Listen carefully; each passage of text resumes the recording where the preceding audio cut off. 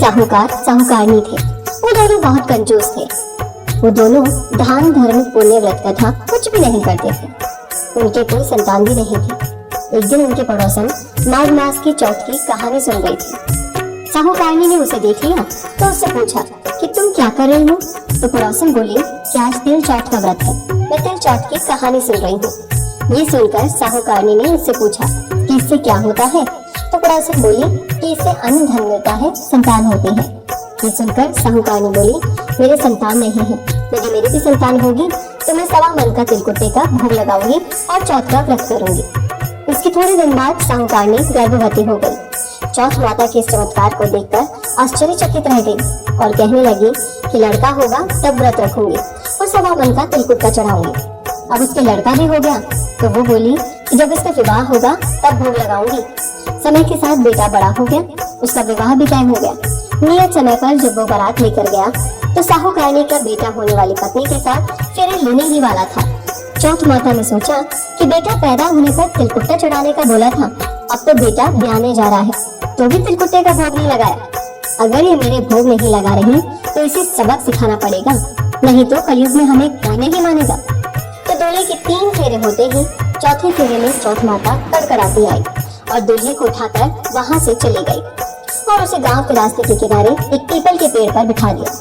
फिर तो पूरे ब्याह में हाहाकार मच गया। लोगों को समझ में ही नहीं आया कि ये सब क्या हो रहा है, परंतु दूल्हे को गायब देखकर सब दूल्हे को ढूंढने लगे। सब जगह ढूंढा पर कहीं भी नहीं मिले। अब इस तरह से बहुत दिन निकल गए। अब गणगौर आई तो चौथ के महीने में गांव की लड़कियां गणगौर पूजन के लिए दूब लेने पीपल के पेड़ के नीचे गुजरती हुई गई। वहाँ पीपल पर से वो दूल्हा रोज एक लड़की से बोलता, आ मेरे अधब्याही दुल्हन। ये सुनकर वो लड़की सूखने लगी, दुबली और कमजोर होने लगी। ये देखकर उसकी माँ ने उससे पूछा कि मैं तो तेरे को अच्छा और भरपेट खाना खिलाती हूँ, फिर भी तू क्यों सूख रही है। तो लड़की बोली, मैं जब भी दूब लेने जाती हूँ तो रास्ते में एक पीपल के पेड़ के नीचे से निकलती हूँ। वहाँ पर एक दूल्हा बैठा हुआ है, उसने मेहंदी लगा रखी है और सेहरा भी बांध रखा है। वो रोज मेरे से कहता है कि आ मेरे अधब्याही दुल्हन। तो उसकी माँ ने उससे कहा कि तू घबरा मत, मैं जाकर देखती हूँ। जब उसकी माँ वहाँ जाकर देखती है तो उसे वहाँ अपना जवाई पीपल के पेड़ पर बैठा हुआ दिखता है। तो वो पूछती है, तुम यहाँ क्यों बैठे हो। तो वो बोलता है कि मैं चौथ माता के यहाँ गिरवी रखा हुआ हूँ।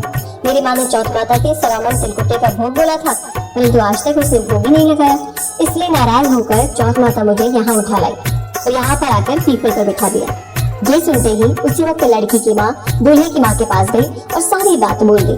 तो साहूकारनी बोली, हे चौथ माता, मेरा अपराध क्षमा करो, मुझे एक और अवसर दो। अगर मेरा बेटा आ जाएगा तो मैं 2.5 मन तिलकुट्टे का भोग लगाऊंगी। छोरी की माँ ने भी 2.5 मन तिलकुट्टे का भोग बोला। दोनों माओं की अनुनय विनय सुनकर चौथ माता राजी हो गई। उन्होंने उस बेटे को फेरे में लाकर बिठा दिया और धूमधाम से उसका ब्याह हो गया। उसके बाद पीछे से सभी लोगों ने चौथ माता को तिलकुट्टे का भोग लगाया और सारी नगरी में ढिंढोरा पिटवा दिया कि कोई भी चौथ माता का व्रत करेगा तो तिलकुट्टे का भोग जरूर लगाएगा। हे चौथ माता, जैसे आपने बेटे बहू को मिलवाया वैसे ही सभी पर अपनी कृपा करना और आपकी कथा सुनने वाले, हुंकारा भरने वाले की सभी मनोकामनाएं पूरी करना। कोई भूल चूक हुई हो तो माफ करना। चौथ माता की जय।